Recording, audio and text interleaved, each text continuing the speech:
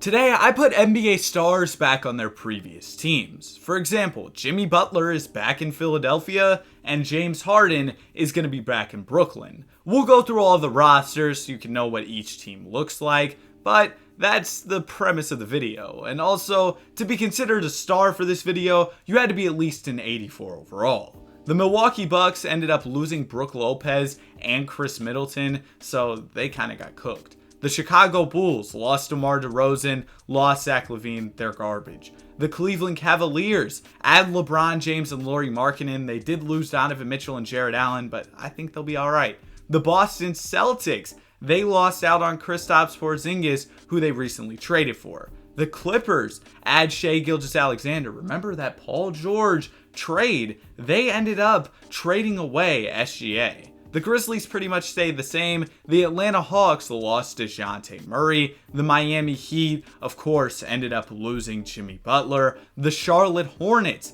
they lost pretty much no one. I mean, they don't have many good players. The Utah Jazz bring back Donovan Mitchell and Rudy Gobert. I was thinking about trying to play either Gobert or Kessler at the power forward position, but realistically, that wouldn't make much sense. I mean, neither one of them can shoot, so we'll just keep them both at center. The Sacramento Kings, they add Tyrese Halliburton back to the squad. Of course, losing out on Domantas Sabonis. Sabonis has been really good for them, but Halliburton has emerged as a star with the Indiana Pacers. And I guess Fox and Halliburton will both have to stay at their natural positions because they kind of went down quite a bit in overall. If you change the positions, the Knicks are pretty trash as a result of this. The Los Angeles Lakers lose Bron, lose Anthony Davis. They did bring back Russ, because even though Russ isn't at 84, I'd still consider him a star. He was hooping in the playoffs, and they also ended up adding Brook Lopez and Brandon Ingram. The Magic, they add Nikola Vucevic. The Dallas Mavericks bring back Jalen Brunson, but they do lose Kyrie Irving,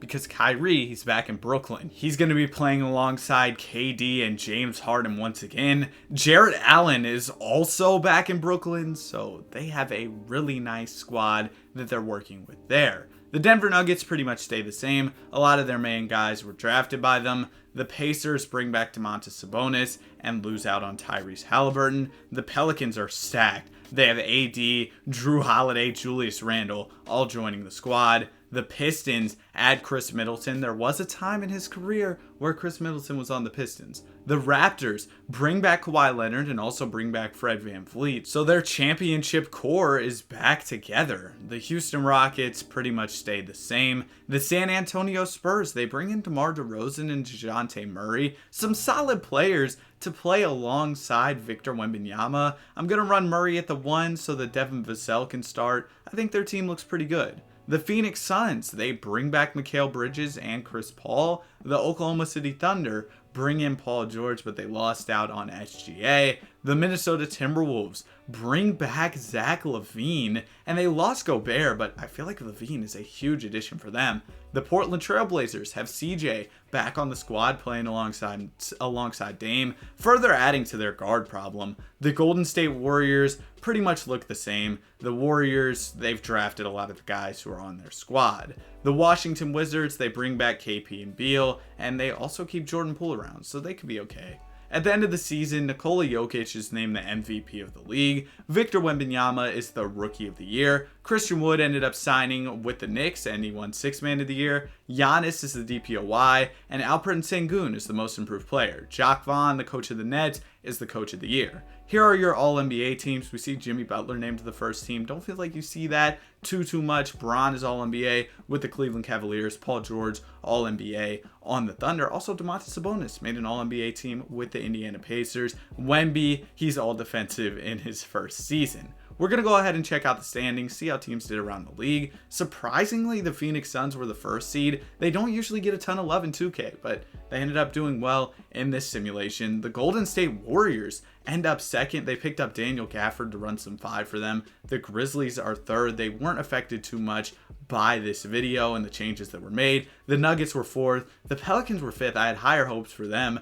The Portland Trailblazers were sixth. They're finally back in the NBA playoffs, and it looks like they made a trade to pick up Clint Capella. And looking at some of the other Western Conference teams, the Jazz are in the play-in, the Mavericks are also in the play-in. They just don't have many guys outside of Jalen Brunson and Luka Doncic. The Kings are a play-in tournament team. The Thunder are absolutely garbage with Paul George instead of SGA. The Rockets were bad, but that was kind of expected. The Clippers were also absolutely terrible after losing PG and Kawhi.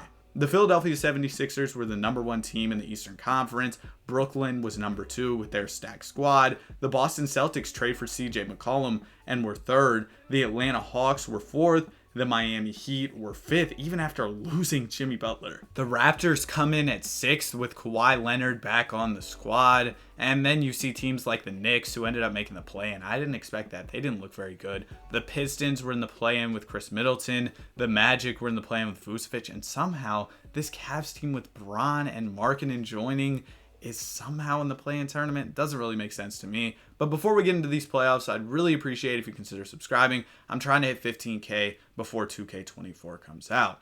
Anyways, let's go ahead and get to these playoffs, see if we get any Game 7s. We have quite a few teams making easy work of their first round matchups, but we do get at least one Game 7, surprisingly between the Pistons and Nets. I expected the Nets to have a pretty easy time at least making it out of the first round, but here they are in a Game 7. It's a 2-point game here, and Cade Cunningham has the ball. Let's see if Cade and the young Pistons with a vet and Chris Middleton can get the job done. Cade's going to take the short jumper and miss. Now the Nets will secure the rebound. Kevin Durant is moving in transition with a chance to make this a 4 or 5 point game. He pulls up. His patented mid-range jumper is good. We know KD can score in that mid-range area. Now it's a 4-point game. Cade and the Pistons need a bucket, and Cade's going to get to the free throw line. He steps up, makes both free throws, and the game is back at 2. Still very much within reach for the Pistons, especially if they can get a stop here. But that's going to be tough because the Nets have a lot of good scoring options. Kevin Durant, he's in the post, and he's going to put up the layup. A nice crafty move to get the lay to go. Kevin Durant has 31, and he's just hooping. Now it's a 4-point game. The Pistons are going to need a bucket here. Cade Cunningham came up big with some free throws last time. Let's see if he can do something else on this play. He gets the screen from Jalen Duren, pulls a short jumper, misses, and the Nets secure the rebound. It looks like Brooklyn could end up taking this one away, especially if they can get a bucket here. You have Kevin Durant up at the top of the key with the ball. They've been going to Kevin Durant in the clutch, which makes sense. He's a really good basketball player. Kevin Durant is going to swing it down, and that's an easy dunk for Nick Claxton. This game is over. The Nets win by 11 points. A big game for Kevin Durant as they somehow went to 7 with the Pistons, but ultimately they were able to get the job finished in the biggest game. Now we're moving on to round number 2 with all of our matchups set. We've got the Suns taking on the Pelicans. The Pelicans look great, but the Suns were the number 1 seed and they swept their first round opponent. The Warriors are taking on the Blazers. We've seen Curry and Dame go at it in the playoffs before, and there's been some great matchups between the two. We have the Atlanta Hawks and Sixers. Of course, this is the infamous series that we saw in the past where Ben Simmons ended up passing out of the layup. We got the Nets and the Raptors facing off. Can Kawhi Leonard take down the stacked Brooklyn Nets team? It looks like the Pelicans are cooking the Suns. They go ahead and sweep them. The Warriors, gentlemen, sweep the Blazers. The Sixers are going to move on to the conference finals. And the Raptors make it as well. So a Sixers-Raptors conference finals. Remember what happened last time when Kawhi in the second round ended up having that shot that just barely dropped through. And we've got a Warriors-Pelicans conference finals in the West. It looks like we're going to have a competitive Western Conference series as we're headed to a Game 5 here with the series all tied up. And in game number 5, the Golden State Warriors are going to... Steph scored 57! Oh, he's averaging over 36. He scored 57. He had 10 assists too. He nearly had a triple-double. Steph went crazy. He made 12 threes. Okay, the Warriors have a chance to take it away, but the Pelicans are going to win this one. Steph had a light 35, I guess. We're going to go to a Game 7 here. And in Game 7, the Warriors are going to win. Steph averaged 41 in the conference finals. And the Sixers are going to be taking on Golden State. Steph dropped 56, bro. What is going on? But yeah, the Sixers will be taking on Golden State in the NBA Finals. But I don't know if anybody's going to be able to stop Steph with the type of run he's on right now. But let's see how this goes. Game number 1 is going to go to Golden State. Game 2 will go to Philadelphia. Philadelphia takes Game 3, and the Warriors take Game 4. Series is all tied up into a piece. I gotta see what's 60.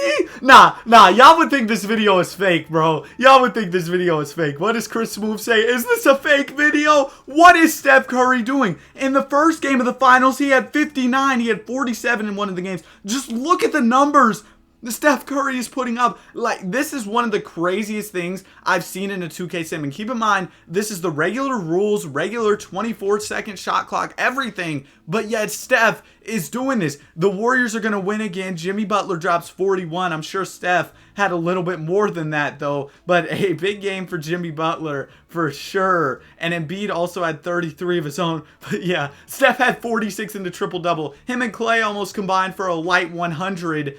Bro, what is going on right now? Game 6, Warriors have a chance to win this, and they're going to do it. But what can the Sixers even do? Steph had 42 points in 42 minutes, averaged over 40 for the playoff run. Jimmy had 32, but it wasn't enough. Steph averaged almost 50 in the finals. One of the craziest sims I've seen in a minute. That's it for the video. Have a great day. Be sure to like and subscribe.